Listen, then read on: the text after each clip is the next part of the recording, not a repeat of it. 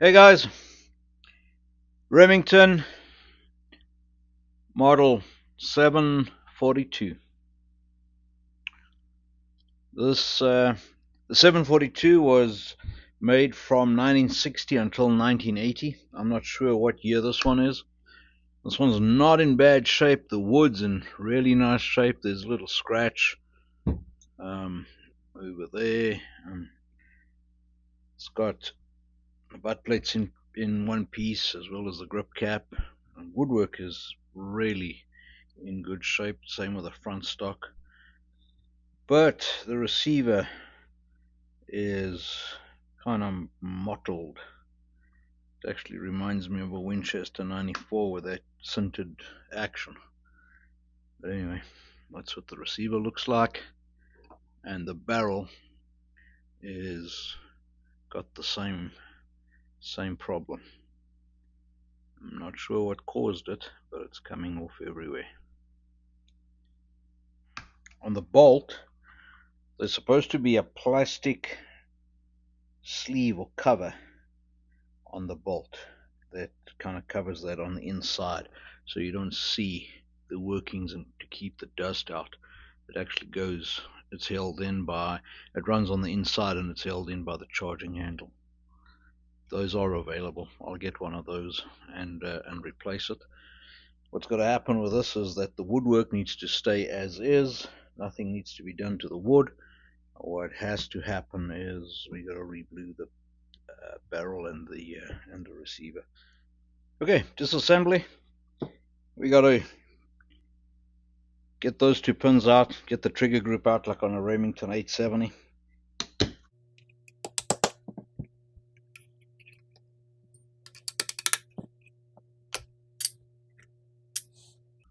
And then lift the trigger group up and out. Well, there's the trigger group. It's hammer fired.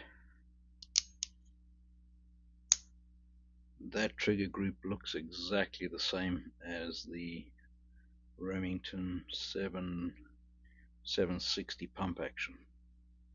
The fore end needs to come off. To get that out, you got to undo that screw.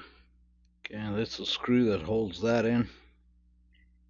And to access the sling swivel at the bottom there, that's a bit mangled up. See if I can give that a repair. There's a nose cap on there. It covers the beautiful white line spacer. There's the front handguard.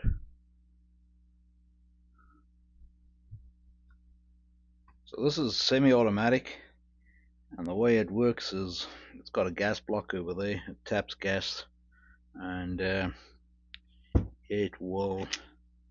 There's the gas tube that blows back the bolt right over there. That's why you got the front end all lined with steel.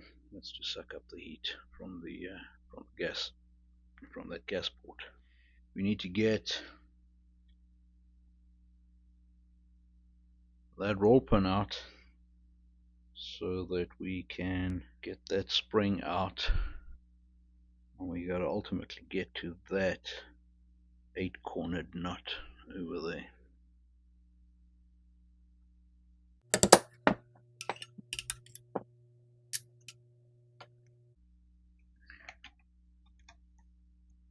Well, that roll pin out, we can rotate that upwards, swing it around, get that out, and we should be able to get this rod out, and the spring is going to want to jump out on us. There's the guide rod.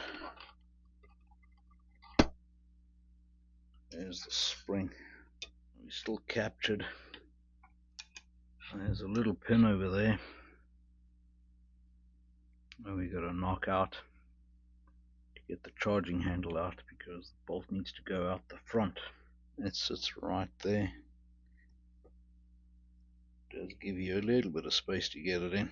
There we go. That was easy enough. There's a little pin.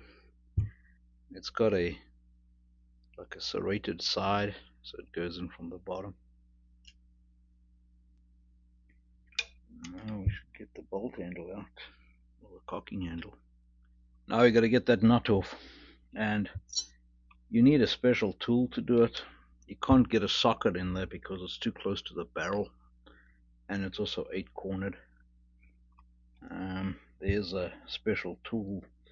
I don't know if the Remingtons came with it or not, but I know you can buy a tool that's kind of like an open-ended socket that goes on there.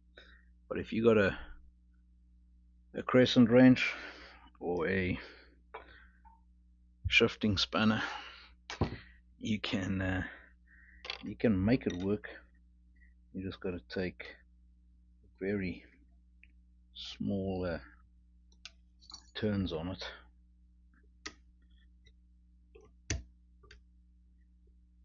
And I suppose you can take a regular wrench and just grind it away to fit.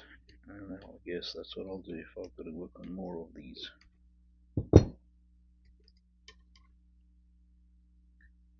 There's the nut. Now the whole assembly should come out to the front. There we go. So there's the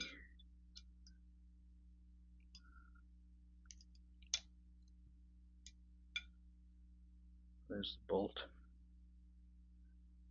And what's interesting to note is that it's got a cam track over there.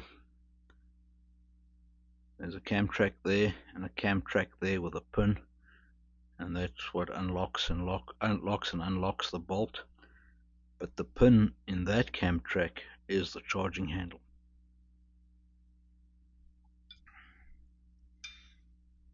The washer.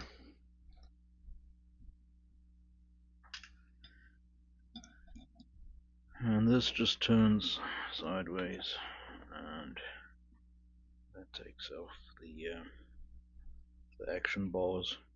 That's that. I'm going to have to take the sights off. There's nothing left in the action. Go get the stock off. Lots of rust under the Picatinny rail. Okay, so the stock attaches through that hole with a long bolt. Butt plate is in one piece, so I'll just clean that up and go straight back. And I'll just glue those screws. They're not bad, but there's some rust in there. And the action, there's a plate in there. And that's as far as I need to go on the action. There you go, got the sights off.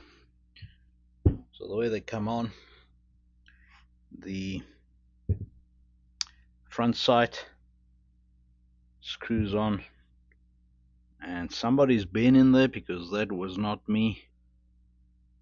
And you see that's on the, maybe from the factory when they tightened it, because that's on the tighten position. Anyway, it's got these two screws. I'll clean them up. And then the ramp, and then the little bead. It's got a brass bead that covers the front screw. Knock that out left to right with an aluminum punch. And the back base, also two screws. That front screw has been mangled up by somebody, and I don't know why, because it wasn't really tight. I think it's just an ill-fitting screwdriver. But whoever mangled it didn't get to the back one, because the back one was under the little elevator block, and that clamps on with a small screw through there, and then that clamps onto that is a dovetail. So that's a dovetail there, and it clamps onto that dovetail through there, and you can move it up forward or backwards, raising it or lowering it. So that's that part, and then the actual V-notch that also sits on a dovetail on that back. The elevator sits on the dovetail, and it's got a slotted hole that you undo the screw to get windage adjustment. Okay, getting the 742 back together. Get the bolt in the action bar. It's got a rounded area that it just clips in over there. So the bolt's round over there, that just clips in there. Just get it clipped in like that. Now you got to get this new plastic ejection port cover. You got to get that on while you're getting it into the action. So it kind of sits there, and it's got a stop point over there and a stop point over there, and that stop point interacts there and there.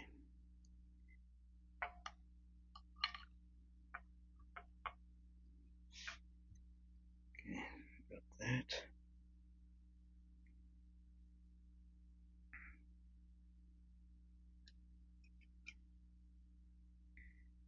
Okay, got that.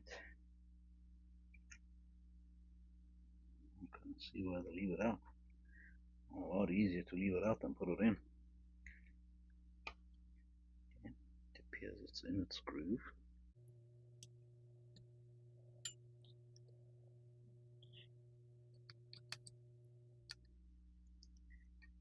Okay, looks like I got it past. It was just hooking. That's that little bit of play there, and then you hook on the rail with that. Now we gotta get the barrel in. And the barrel, you just put them between the action bars and twist it around.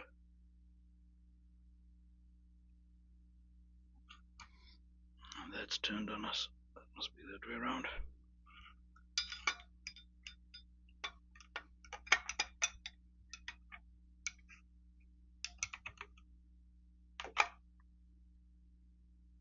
Okay. Got the barrel in. I've got that little spring-loaded washer. It sits over there. And then we got a nut, and it's got a step. Step goes in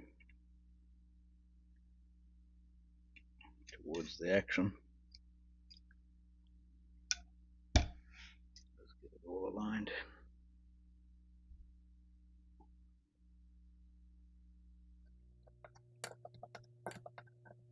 Pull the fasten the nut, and you've only got like an 1/8 of a turn on it, so it kind of takes forever.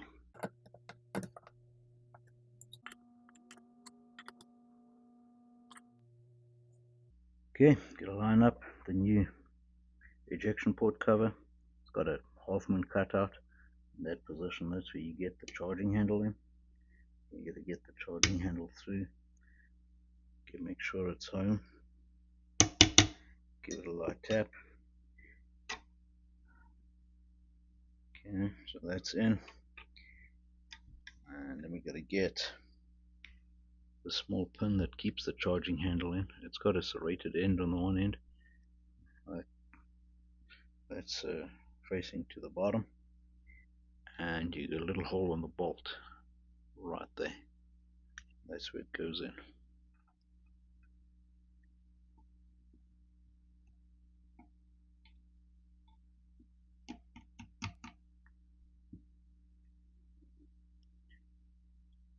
Yeah, it's in. Just got to tap it in with a punch to get that serrated part into the bolt. It stops it from coming out.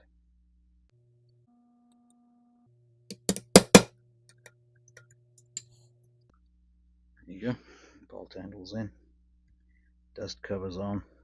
Now the recoil system.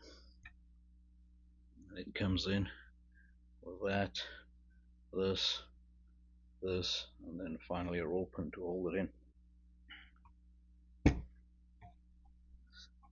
I'm going to do it just to get this slightly open so I can tilt that in.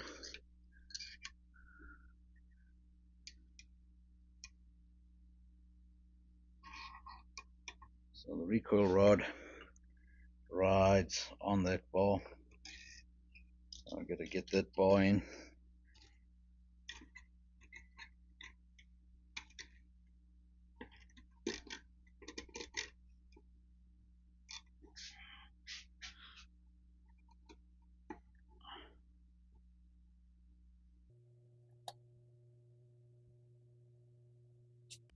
Okay, got it in.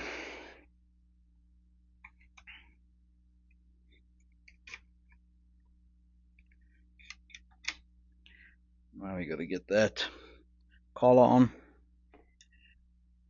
The collar sits like that. So to get that on, we got to lift up there. Get it on over there. Swing it around. Bring it forward. And drop it down. Like that. Now we're going to have a roll pin that goes in right over there. Roll pin punch. There you go, just get it even.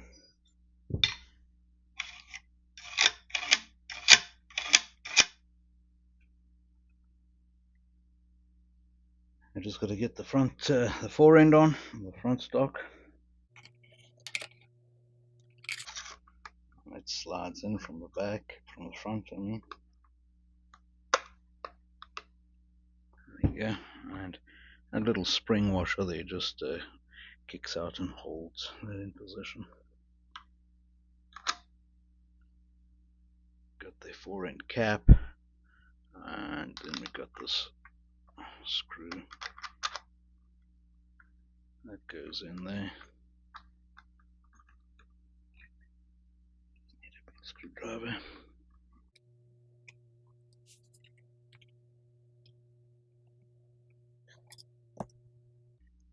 Snug. Now just the trigger group.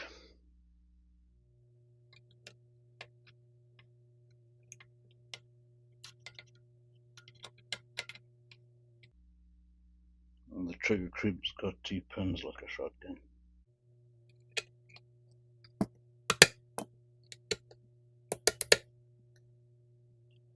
You need to get the scope back on and magazine. There you go, all done. So blued up the receiver, blued up the magazine. The sights are weird. They don't want to take blue real well.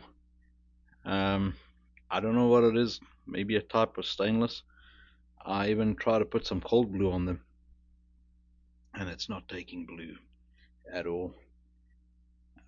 Blued up the barrel. Barrel came out real nice. Got a nice deep satin look to it.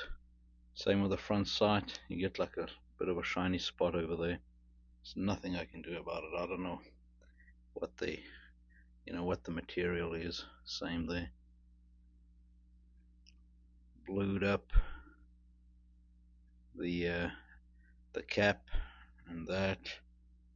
Same with this ring here. That ring does not want to take blue. Doesn't want to rust up. The barrel, and you can see it's joined there. That's the trunnion, and the trunnion is a different material. The cocking handle blued up beautifully, and on this side, if you look carefully, there's little mottles there, and those are small little pit marks. That's in the material, and there's no way to get around that except sand the heck out of it. Glued up the screws at the back, and that's really it. Added in the shield over the ejection port. I think it came out good.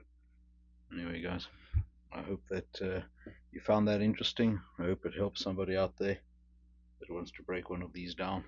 Stay safe. We talk again. Cheers.